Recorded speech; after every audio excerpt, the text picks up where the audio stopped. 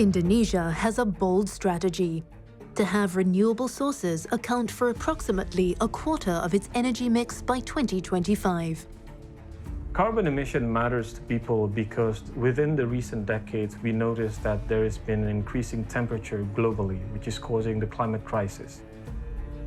One promising avenue is the exploration of bioenergy. But the initiative faces challenges.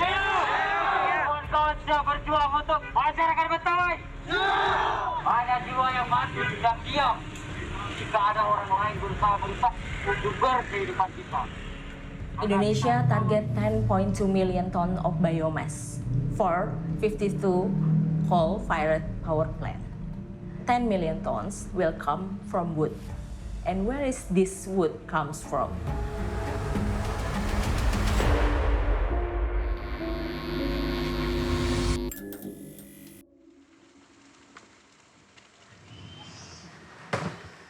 Ayah, menyala, Heng. Oh, mesin.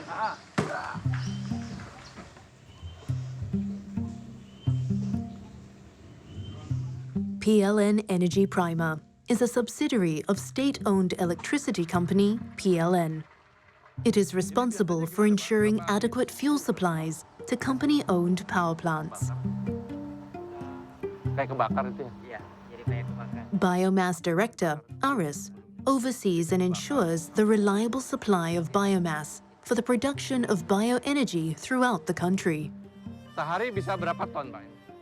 In our perspective, bioenergies come from waste from the economic activities of people, especially for rural area. Bioenergy production needs feedstock known as biomass. It's used as source for combustion to produce electric power.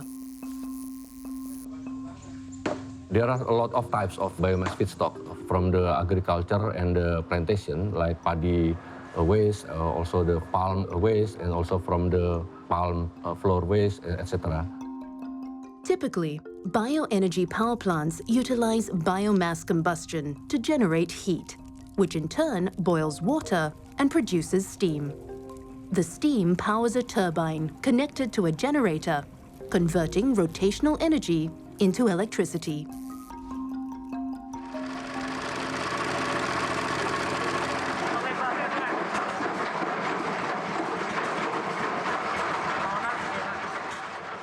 AKS Gunung Wangi is a palm flour factory.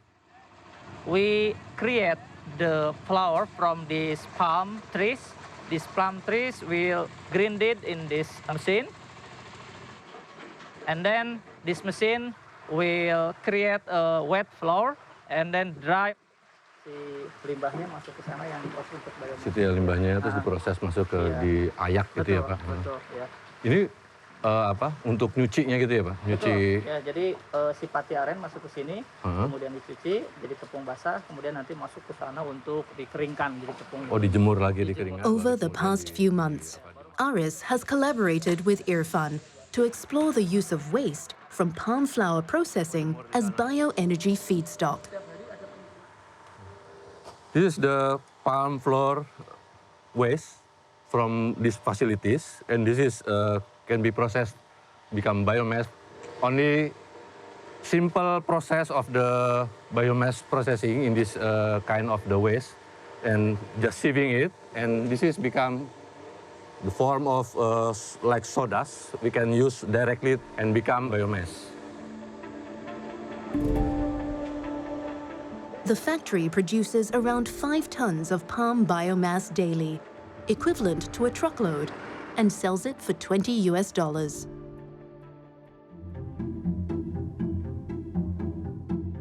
Driven by rising energy demand, Indonesia's total energy supply increased nearly 60% over the past 2 decades. To meet this, coal became a primary energy source. Consequently, the energy sector's emissions more than doubled, reaching around 600 million tons of carbon dioxide in 2021. Fossil fuel contains carbon, and when you burn this carbon, it results in the carbon emissions that is causing all kinds of effect on the climate and the weather. Putra's work has him advising investors, policymakers, and the general public on navigating the energy transition. The impact of fossil fuel burning in Indonesia has been quite felt. Especially in recent months, there is a growing attention about the air pollution. They can see visually, and they can actually feel it when they breathe in the air, especially if they live in the highly polluted areas. Today, 234 coal-fired power plants in Indonesia contribute over 41 gigawatts of electricity, sufficient to power over 28 million households. Coal can be cheap because Indonesia has some amount of coal within the country, so exploiting it and you can get a relatively low-cost power. At present, over 60% of Indonesia's electricity generated comes from coal. However, given the recent climate change concerns, Indonesia aims to achieve net zero emissions by 2060.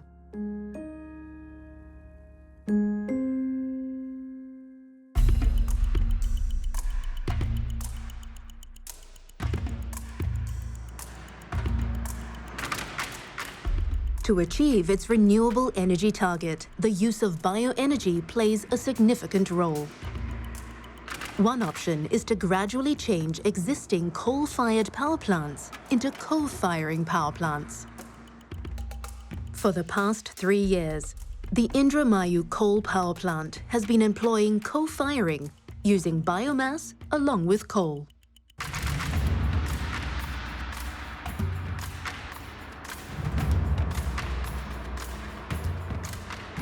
The source of biomass comes from the furniture waste, paddy processing waste like rice husk, and also the corn cob waste. All of the biomass is stored together with this coal stockpile, and then we mix all the type of the biomass with the coal to implement the co-firing ratio. The black one is the coal and the brown one is biomass. Now the excavator doing the mixing between biomass and the coal, and then they will feed to the power plant.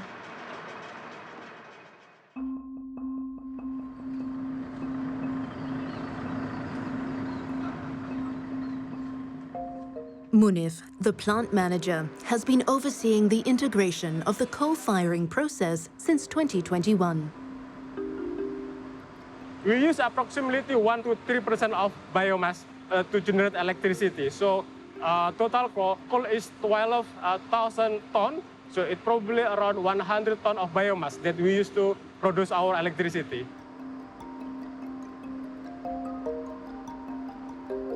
Electricity that generated from this power plant can provide electricity for 1 million homes instantaneously. In 2023, 43 out of PLN's 118 existing coal plants have implemented the co-firing method, utilizing approximately 1 million tons of biomass. That is a 71% increase in biomass usage compared to 2022.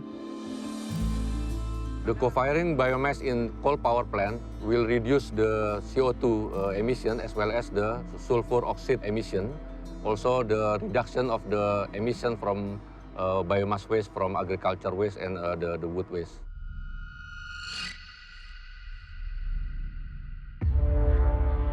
PLN has set a target to implement the coal-firing method to another 52 coal plants by 2025. While their attempts at co-firing seem promising, the use of biomass faces concerns. We are against the bioenergy program in Indonesia because the bioenergy program in Indonesia using wood as a source of biomass, as a source of renewable energy. Its impact is deforestation or the loss of forest.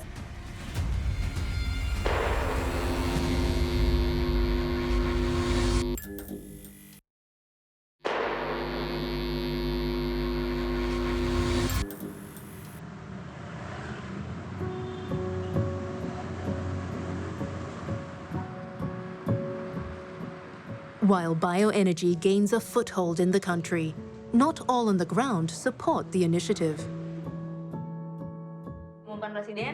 Amalia Reza is part of an independent organization that explores sustainable energy development through advocacy and community projects. She believes to meet Indonesia's bioenergy targets via co-firing, raw materials like wood pellets will come from large-scale energy plantations.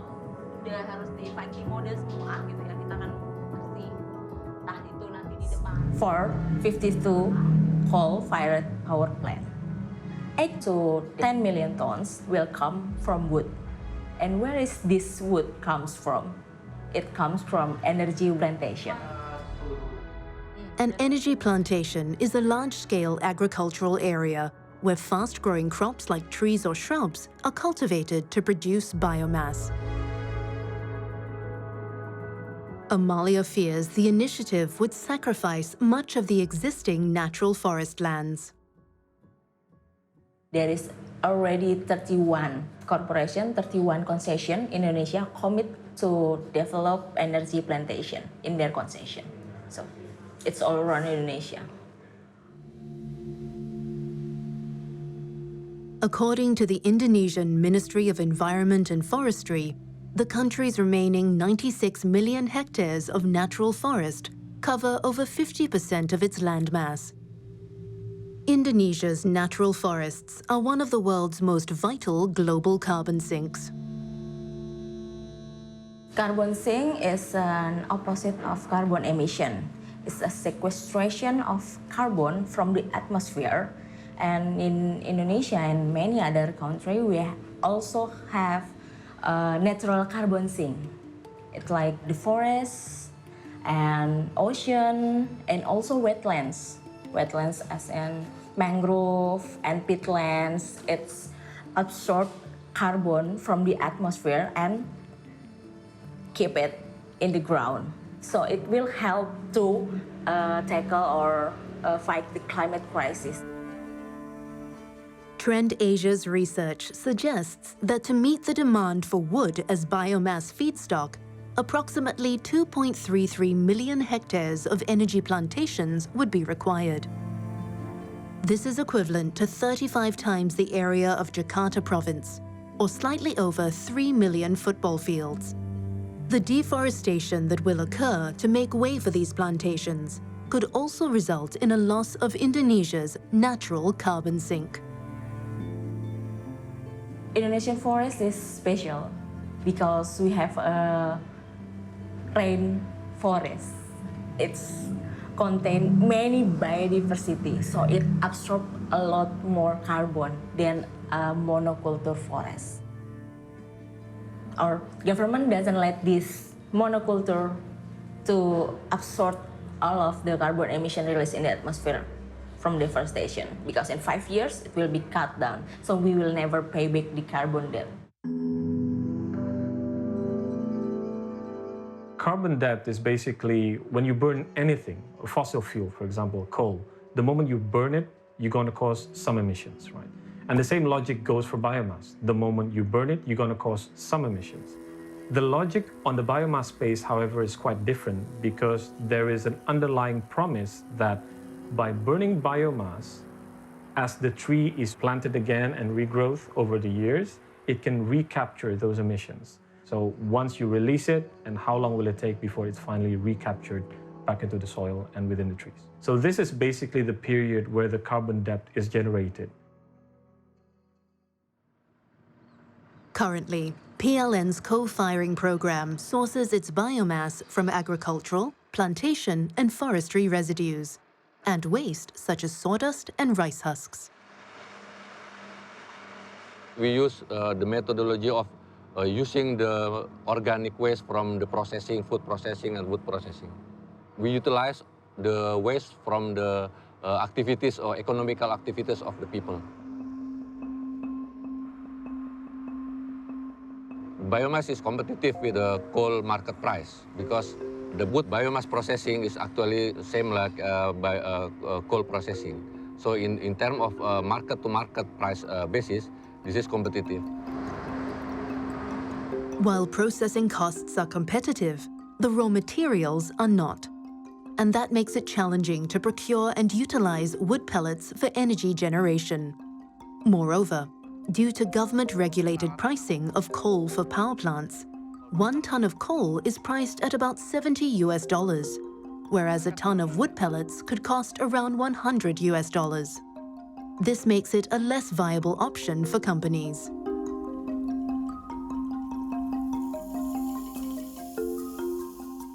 Rapat sama kawan-kawan Kalsel, terus mereka mau nge-develop acara di tanggal 22 gitu, terus kita diundang. As part of their advocacy work, Amalia and her colleagues work with local communities to highlight concerns against Indonesia's bioenergy program. Yang mana? Yang itu ya? Oke. This is the photo of our previous protests in all over Indonesia. This one is from Indramayu, where the co-firing power plant exists. Amalia believes PLN's co-firing bioenergy program is a ruse to prolong the life of coal-fired power plants instead of pursuing alternatives. They are burning biomass and they call it renewable energy and they contribute to energy mix Indonesia. It's unbelievable. They will deforest our forests and worsen the climate crisis. I think protest is powerful activity we can do, not just because we speak our belief that we need to conserve the forest, not just that, because a lot of people believe that this bioenergy is renewable because we can plant the forest again, right? We need to debunk this claim because it's not right. If we cut our natural forest and replace it with monoculture, it's not the same.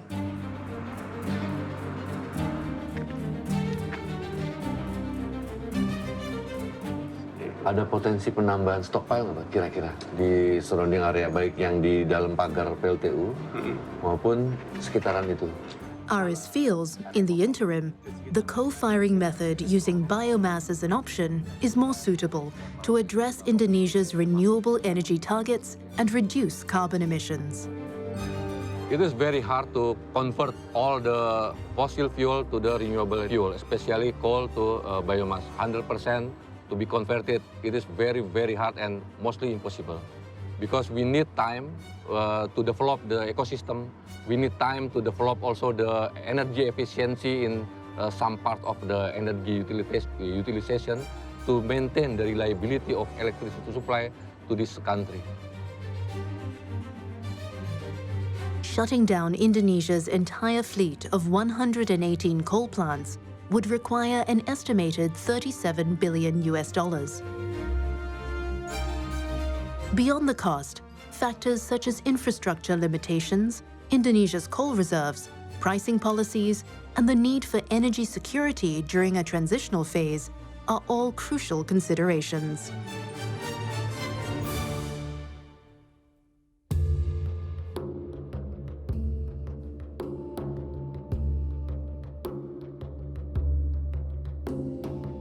Indonesia's power issues are complex, especially since the country is made up of over 17,000 islands, making it the largest archipelago in the world. With a total population of 279 million, around 32 million people in Indonesia lack continuous or no access to electricity, with a majority living in rural or remote islands. Approximately 150 kilometers off the western coast of Sumatra lies Mentawai Islands. This group of islands are not connected to the country's primary power grid.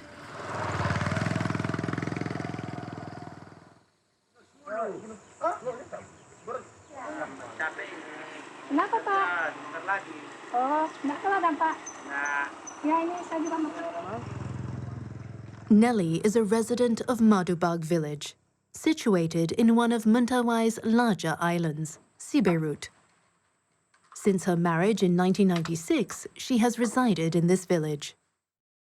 Anak saya ada 6, yang tinggal sekarang ini dengan saya tinggal 2. mereka sedang sekolah SD. Oh, yang satu lagi sedang belajar di kota. Yang 3 mereka sudah sedang kerja di kota juga, Pak. Nelly is a homemaker and her husband is a farmer. During her children's school hours, Nelly occasionally helps her husband gather areca nuts from their farm to sell. Buah pinang ini adalah untuk hasil dari ladang. Setelah dikupas, dia dijemur. Setelah dijemur, dia dijual. Pinang ini sekilo dia hanya dapat 5.000. Dalam seminggu, dia hanya dapat 10 kilo gitu. Dapat uangnya 50.000 nanti.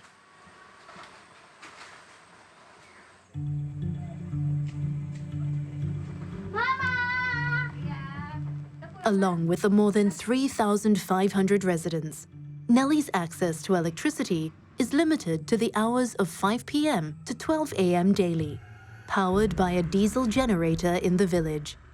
This situation presents several challenges. Terus kalian disuruh ngapain sama ibu gurunya? Membaca. Membaca. Ada kalian baca, nak? Saya sangat kesulitan bila lampunya hanya nyala dari jam 5 sampai jam 12 malam. Seperti dalam kegiatan sehari-hari, saya sangat kesulitan, Pak. Ini diapain? Pak, dari segi pemakaian lampu listrik 6 jam, akibatnya terbatas untuk kepada anak-anak kami. Sebelum sampai jam 12, kadang lampu PLN ini kehabisan solar, jam 9 sudah mati. Di situ anak-anak tersendat untuk belajar, Pak. Dalam segi belajar, dibanding dengan ketertinggalan anak-anak saya itu, mereka tidak bisa sepintar anak yang memakai listrik 24 jam dibanding dengan anak-anak saya yang memakai listrik hanya 6 jam.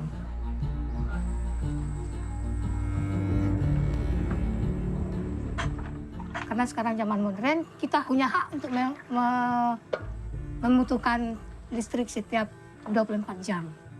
Seperti halnya orang yang di kota.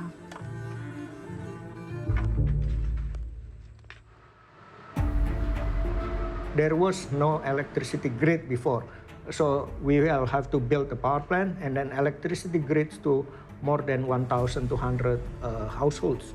We deliberately choose the biomass power plant because biomass power plant can supply electricity 24/7, all year round.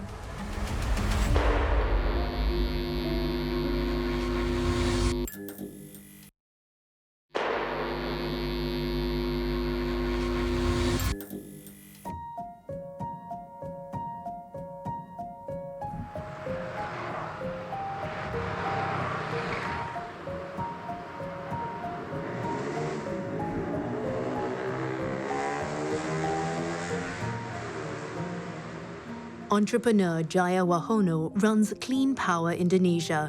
He specializes in rural electrification development in the country.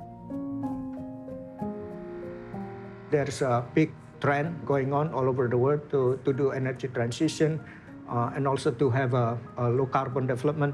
But to me, in Indonesia, this is all not going to work unless we solve how to bring electricity to the local population who live in the remote locations.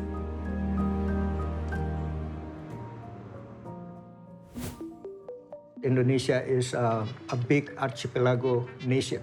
It's very difficult to bring electricity to all this population in these sparse islands. It's gonna take a long time to connect all these islands all over Indonesia. But the only way we can do that right now is with diesel fuel. And it's not easy to transport diesel fuel to all these islands. It's very expensive and it is also polluting. So we will have to build a power plant in each of these islands in order for this island to have reliable and equitable electricity. Remote villages such as in Mentawai Islands were suitable for the company's initiative. From 2017 to 2019, Jaya successfully built and launched 3 bamboo biomass power plants on Mentawai. This pilot project, supported by a grant from the US government in partnership with Indonesia, cost approximately $12.3 million.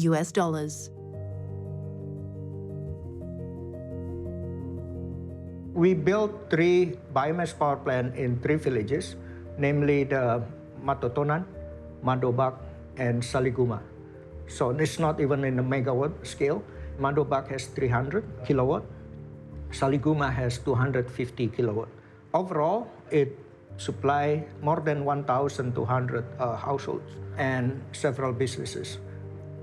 We deliberately choose the biomass power plant because biomass power plant can supply electricity 24/7, all year round, because whenever there is biomass, then they can generate power. Given the remote locations, the project was a massive undertaking.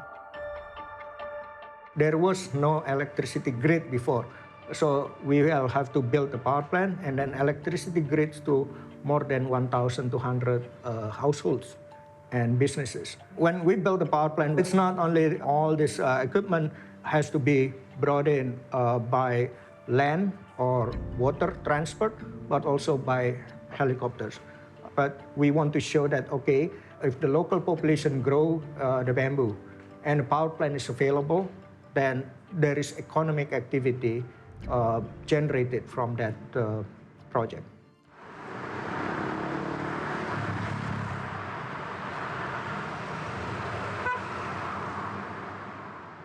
We certainly don't want to create deforestation from the biomass production.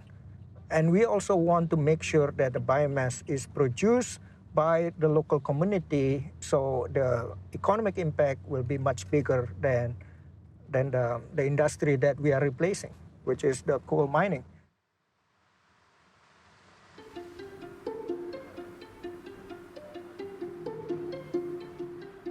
Jaya's power plants are designed solely for biomass fuel, and bamboo was the natural choice. Bamboo grows very well in Indonesia. It has the right climate, it has the right soil that enables bamboo to grow productively. So when we talk to the local population in Mentawai, they're the one who came up to us with the idea, why don't we just use the bamboo that we already grow and you help us to grow more productively.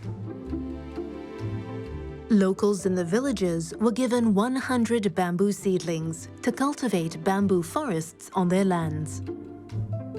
The local population grows the bamboo, and they will harvest the bamboo, and they will bring the bamboo to the power plant. That's the idea behind this project. If the power plant is available there, naturally they will buy the bamboo from the locals. So the power plant is a good example of creating that local economic benefit. Aside from providing economic and social benefits to the community, the project also demonstrated environmental friendliness. Bamboo is not fossilized carbon, it's a biogenic carbon, carbon that is already appear in our atmosphere. We just recycle it back.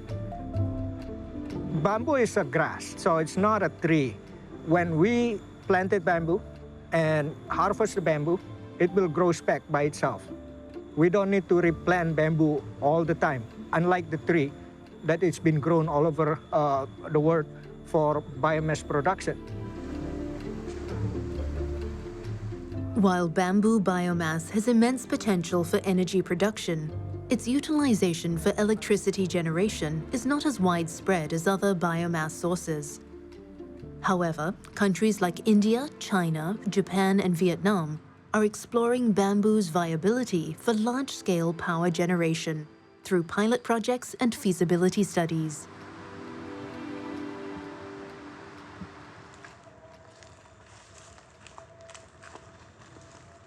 After successfully establishing the plants, as per the grant's conditions, Jaya transferred ownership and management to the Mentawai Islands regional government, who subsequently sold the electricity to the state utilities provider PLN for distribution.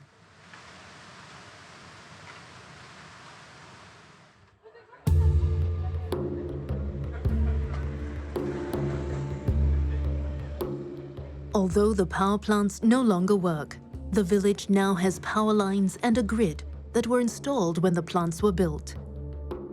In 2021, state electricity company PLN deployed a diesel generator for Madobag, utilizing the existing infrastructure to supply electricity.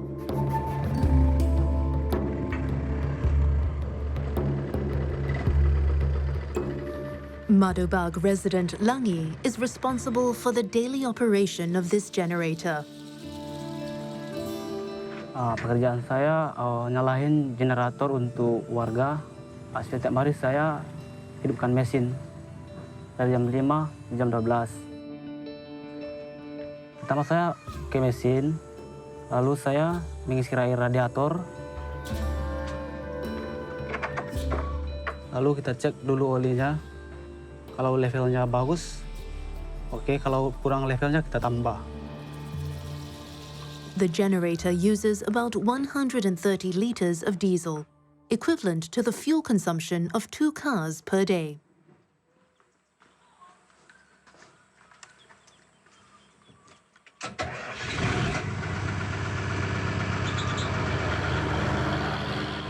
Desa Madobag, generator listrik itu mengalir ke rumah-rumah sebanyak 568.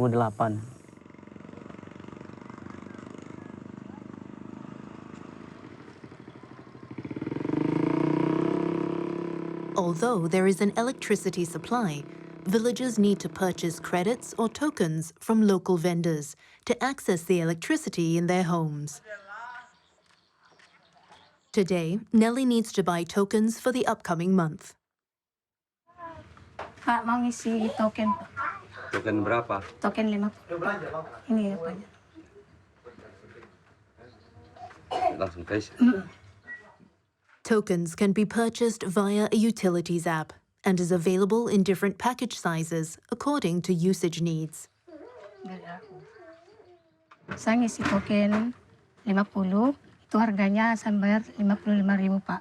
Biasanya token 50 ini paling lamanya saya pakai dia sebulan lebih, Pak. Karena di rumah itu tidak terlalu banyak pemakaian, hanya ada Magipong dengan blender, kemudian setrika, dan kalau mencas sate, hanya itu, Pak. Makasih, Pak. Makasih, ya sama-sama.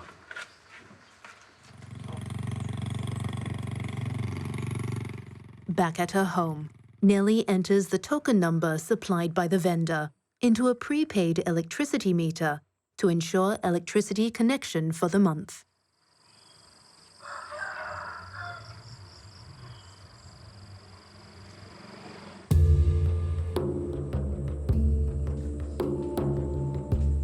The islands also face a different kind of challenge when it comes to power.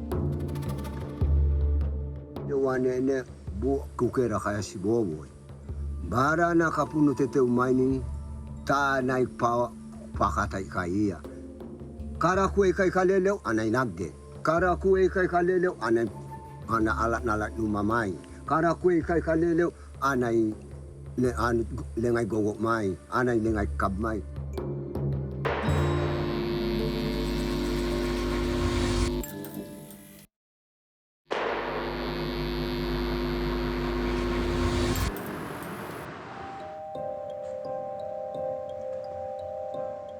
From the years 2017 to 2019, Jaya Wahono, who runs Clean Power Indonesia, set up and launched 3 bamboo-based biomass power plants in the Mentawai Islands as part of a rural electrification project.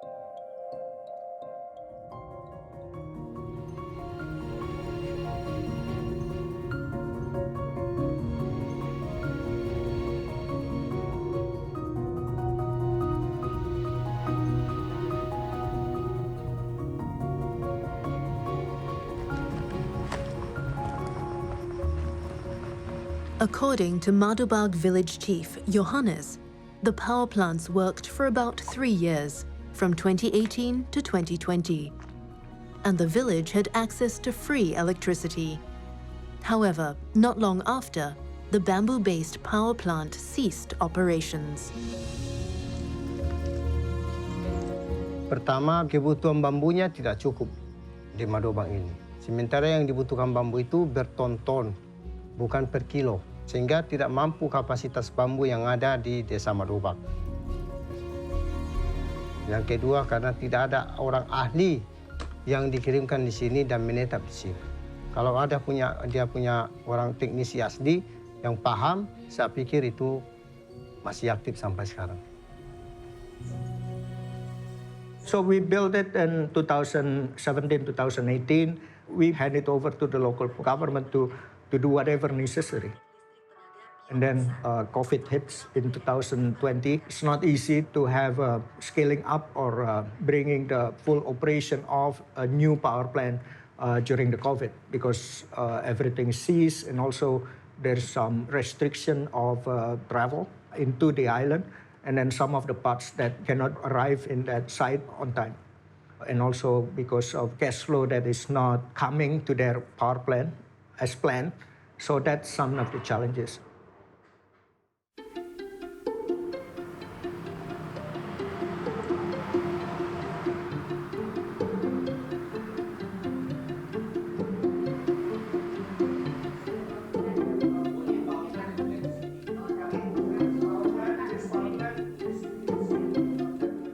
Having gained insights from lessons learned at the Mentawai Islands, Jaya now wants to initiate a new biomass project in other remote areas of Indonesia. Electricity is not only for lighting, that's we understand. But people in remote areas or least developed region, they are not used to that. All they understand about electricity is just for basic lighting. We will have to change the mindset that electricity power economic activities. So this is our next project. It's still going to be using bamboo as a feedstock, but it's located in Labuan Bajo. We are going to build the processing facility for the bamboo itself, for higher added value products like building materials, because bamboo is now being sought after to replace timber. Jaya's plan is to establish a power plant within the bamboo processing facility complex, utilizing bamboo waste and unused bamboo for energy production. The project in Siberut is for general population. The power plant that we are going to build, and it's going to be funded commercially for particular industry. With a biomass power plant funded commercially, Jaya or the industry partners will retain control and supervision over its management and operation, preventing a reoccurrence of the Mentawai plant's circumstances.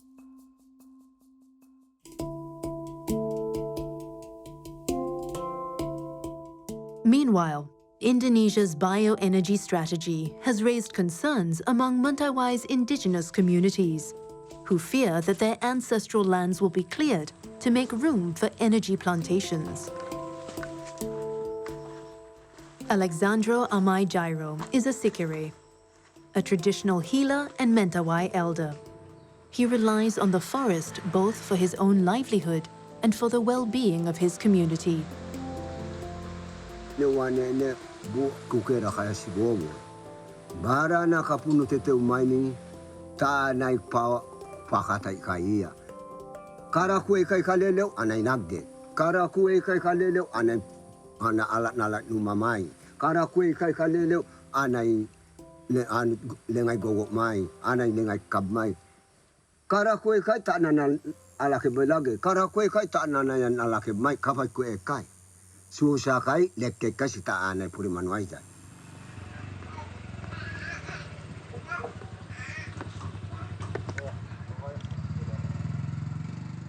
Gerson Murari Salelu Baja heads advocacy at Citra Mandiri Foundation, dedicated to supporting Mentawai indigenous communities.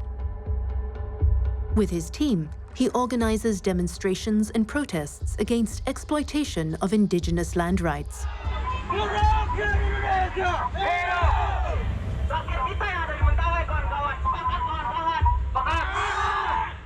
pekerjaan saya terutama mengawal isu-isu terkait dengan rencana adanya masuknya izin, misalnya perusahaan kayu di Mentawai atau perkebunan skala besar yang akan menggarap atau memakai wilayah masyarakat adat Mentawai sebagai wilayah konsesi.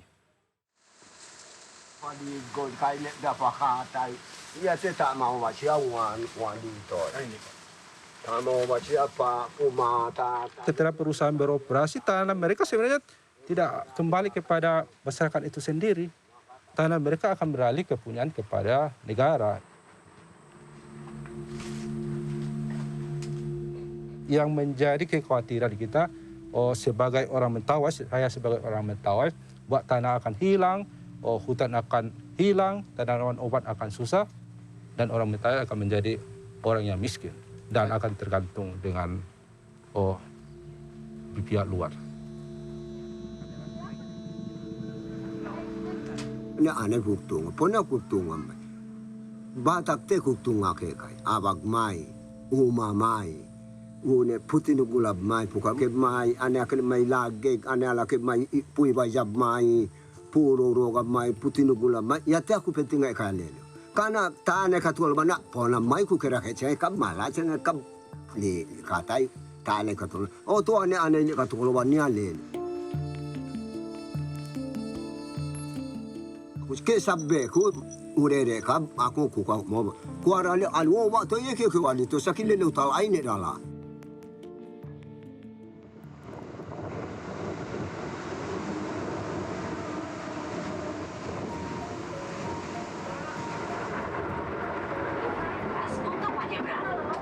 When people say biomass is green or biomass is carbon neutral, there's a lot of things that need to be unpacked. Because when you talk about biomass, there's literally hundreds of different variations of biomass. What kind of biomass? How did you source it? Whether the source is sustainable, can be an open forest, and people have to clear that land and plant it somewhere there, right? So if we look into the future, about the future of biomass and energy transition, what will happen within the next years or so is that standards for biomass procurement will likely continue to gain attention. And there is this ongoing battle between people who believe that biomass is green and people who do not believe that biomass is the best solution. Because one thing to keep in mind when we talk about the net zero transition, the climate challenge, is that we're talking a challenge in the order of 20, 30 to 50 years.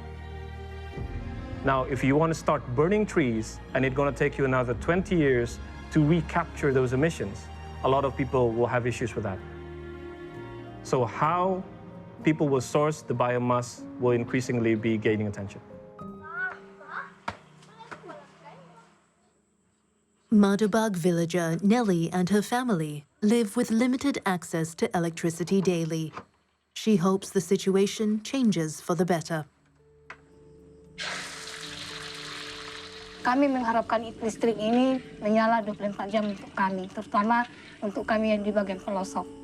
Harapan saya ke depan, dengan adanya listrik 24 jam, kedua anak saya yang ini, si Mika dengan si Sahat, bisa lebih meningkat cara belajarnya, supaya dia kelak menjadi orang yang berguna dan segala cita-citanya akan tercapai. Seperti si Mika katanya besok dia akan jadi guru, dan si Sahat katanya dia akan jadi tentara. Mudah-mudahan, puji Tuhan, insya Allah ke depan cita-cita mereka ini dapat berhasil.